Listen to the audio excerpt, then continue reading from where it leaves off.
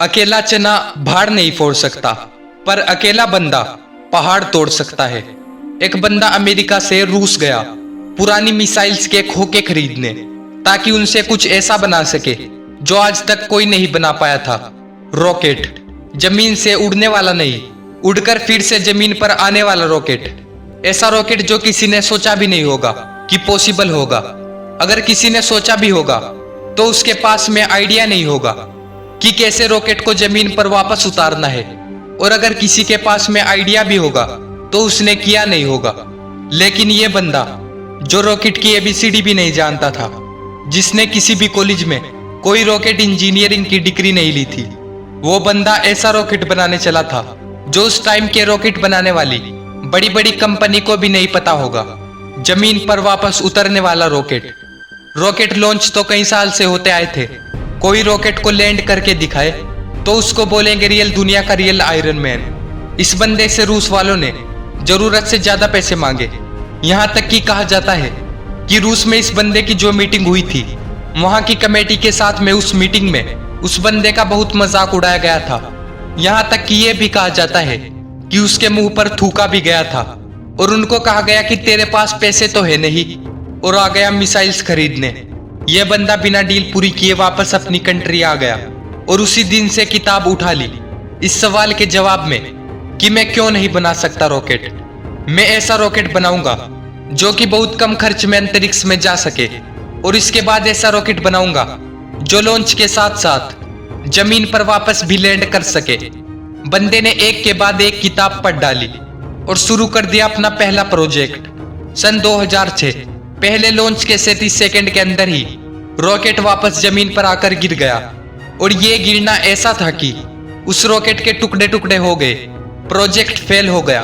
बंदा 4 साल से इस पर काम कर रहा था। 2002 से उसने काम शुरू किया था और 2006 में उसका पहला प्रोजेक्ट फेल हो गया। पैसों का बहुत नुकसान हुआ। बंदे ने फिर से सवाल ढूंढने की कोशिश की कि यार कहाँ कमी रह गई, रॉकेट लॉन्च क्यों नहीं हो पाया। 1 साल बाद फिर से रॉकेट लॉन्च किया और फिर से वही हुआ, मिशन फेल, रॉकेट क्रैश और पैसों का भारी नुकसान। फिर 1 साल बाद तीसरी कोशिश की और फिर से वही हुआ, मिशन फेल, रॉकेट क्रैश और पैसों का भारी नुकसान। एक के बाद एक करके इसके 3 प्रोजेक्ट फेल हो गए। अब इस बंदे के पास में ना बड़ी मुश्किल से सिर्फ एक रॉकेट के जितने पैसे बचे थे, या उतने भी नहीं बचे थे कह लो। इतने अच्छे अच्छे इंजीनियर थे ना इस बंदे के पास में, वो सभी ने छोड़कर वापस चले गए। लेकिन इस बंदे में इतना जुनून था, इतना होमवर्क इसने कर लिया था। इसने सोचा कि एक बार और ट्राई करते हैं, लेकिन इसके पास में इतने पैसे नहीं थे कि अच्छे इंजीनियर को हायर कर सके, और ये घटिया इंजीनियर को रखना नहीं चाहता था। तो इसने डिसाइड किया कि जब मैंने इतनी पढ़ाई कर रखी है तो क्यों ना इस प्रोजेक्ट का चीफ इंजीनियर में ही बन जाऊं। वो बंदा खुद चीफ इंजीनियर था। बड़ी अजीब सी बात थी और बड़ी रिस्की काम था, और पैसों का पहले ही भारी नुकसान हो चुका था। लेकिन इस बंदे की हिम्मत का नुकसान कोई नहीं कर पाया, और इसने जान चौथी कोशिश में लगा दी। और उसके बाद कुछ ऐसा हुआ जो आज तक कोई नहीं कर पाया था। पूरी दुनिया ने एक नजारा देखा। दुनिया का सबसे कम बजट में उड़ने वाला रॉकेट सफलतापूर्वक लॉन्च हो गया था। साइंस की दुनिया में ऐसा करना पहली बार तो नहीं हुआ था, लेकिन इतने कम बजट के अंदर किसी रॉकेट को लॉन्च करना पहली बार हुआ था। ऐसा करके दिखाया उस बंदे ने जिसको कोई रॉकेट बनाना नहीं सिखाया। इस बंदे की कंपनी को दुनिया स्पेसएक्स के नाम से जानती है, और इसके रॉकेट में इतनी जान है ना कि नासा भी अपनी कई सैटेलाइट स्पेसएक्स के जरिए अंतरिक्ष में भेजती है। जब इस बंदे के 3 फेल लॉन्च के बाद चौथा लॉन्च सफल हुआ ना, तो सफल होते ही नासा वालों ने कहा कि मुझे ये तुम्हारा रॉकेट चाहिए। और सक्सेसफुल लॉन्च के बाद में डील पक्की भी हो गई, क्योंकि इसके पहले सैटेलाइट को लॉन्च करने में नासा का बहुत खर्चा होता था। लेकिन ये बंदा यहीं पर रुकने वाला नहीं था और बोला कि अब ऐसा रॉकेट बनाऊंगा जिसको बार बार यूज किया जा सके। आमतौर पर क्या होता है कि जब किसी सैटेलाइट को स्पेस में लॉन्च करना होता है तो वह सैटेलाइट को अंतरिक्ष में लेकर के जाता है, साथ साथ में उसको कैरी करने वाला रॉकेट भी उसके साथ में चला जाता है, और फिर आप उसको दोबारा यूज नहीं कर सकते क्योंकि वो खत्म हो जाता है और यूज करने के लायक वो बचता ही नहीं है। यानी कि यह बंदा ऐसा रॉकेट बनाना चाहता था जो कि अंतरिक्ष में जा करके अपना पूरा काम करके सुरक्षित जमीन पर वापस आ करके लैंड हो जाए, ताकि उस रॉकेट में सिर्फ फ्यूल भरना पड़े और फिर वो वापस स्पेस में जाने के लिए तैयार हो जाए।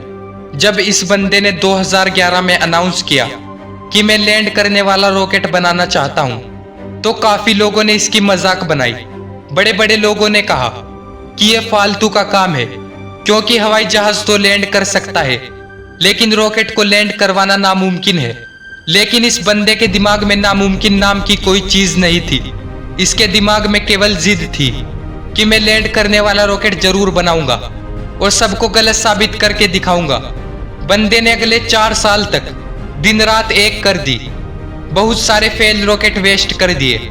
आखिरकार 2015 में फिर से एक बार इस तरह का नजारा देखा, जो वो आज तक सिर्फ हॉलीवुड की फिल्मों में देखती आई है। इस बंदे ने लैंड करने वाला रॉकेट बना दिया, असंभव को संभव कर दिया, और ये बंदा फिर भी नहीं रुका।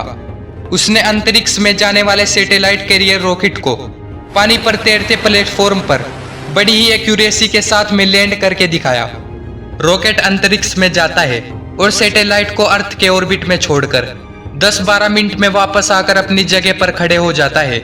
इस बंदे को अगर दुनिया का रियल आयरन मैन नहीं बोलेंगे तो फिर किसको बोलेंगे और क्या बोलेंगे? यह वही बंदा था कि जिसने बचपन में इतनी किताबें पढ़ डाली थी कि एक समय ऐसा आया इसके आसपास में किताबें कम पढ़ने लगी, लेकिन बंदे को पढ़ना था तो किताबों का स्टॉक खत्म होने के बाद पूरा इंसाइक्लोपीडिया भी पढ़ डाला। यह बंदा आज दुनिया का सबसे अमीर इंसान बन चुका है।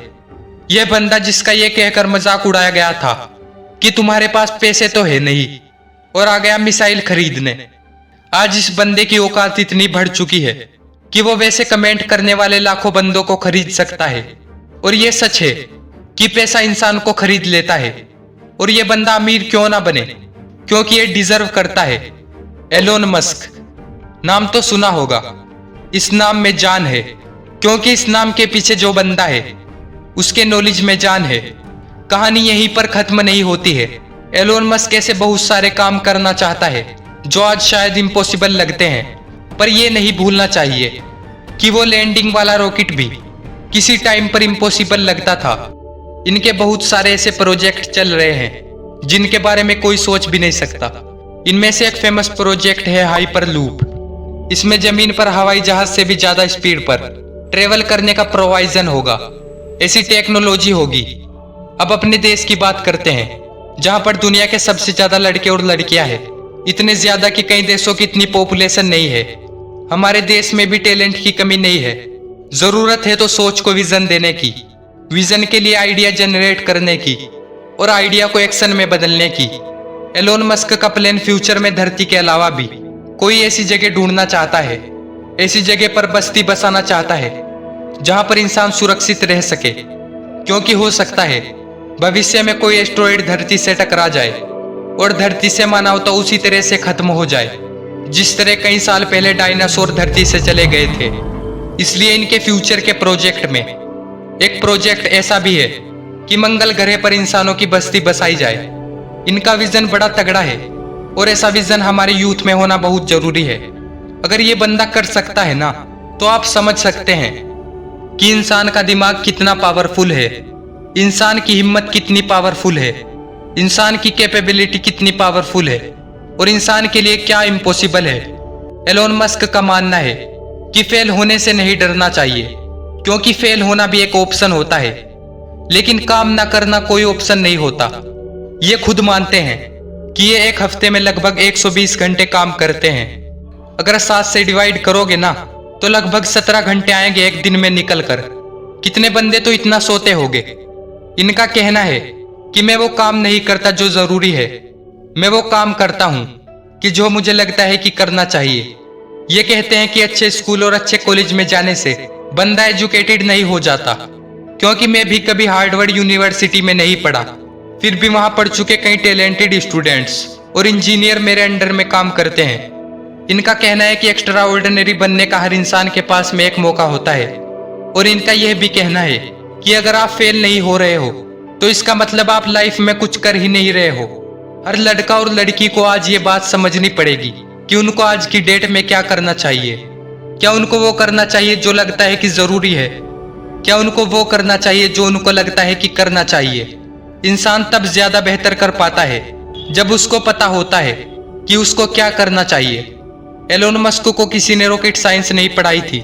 ये उनको लगा कि उन्हें रॉकेट साइंस पढ़नी चाहिए, तो उन्होंने खुद पढ़ी, क्योंकि उनको पता था कि उनको क्या करना चाहिए। आज की डेट में हर बंदे के लिए कुछ करना मुश्किल नहीं है, और अगर मुश्किल है तो उसके पास में कोई गोल नहीं है। उसको पता ही नहीं है कि उसको क्या करना है। लक्ष्य निर्धारित ना करना सबसे बड़ा प्रॉब्लम है।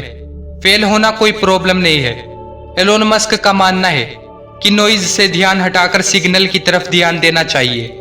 उनका मानना है कि प्रॉब्लम कोई प्रॉब्लम नहीं होती, बल्कि प्रॉब्लम का सॉल्यूशन ढूंढना एक प्रॉब्लम है। शब्दों में थोड़ा फेरबदल करने से पूरे वाक्य का अर्थ बदल जाता है, और माइंड में थोड़ा सा विजन आपकी पूरी जिंदगी बदल कर रख सकती है। अगर आपकी लाइफ में कोई प्रॉब्लम नहीं है तो प्रॉब्लम क्रिएट करो खुद के लिए। और वो कैसे करोगे? एक बड़ा लक्ष्य निर्धारित करके। हमारे देश के युवाओं को इस क्रांतिकारी मनुष्य से सीखने की जरूरत है।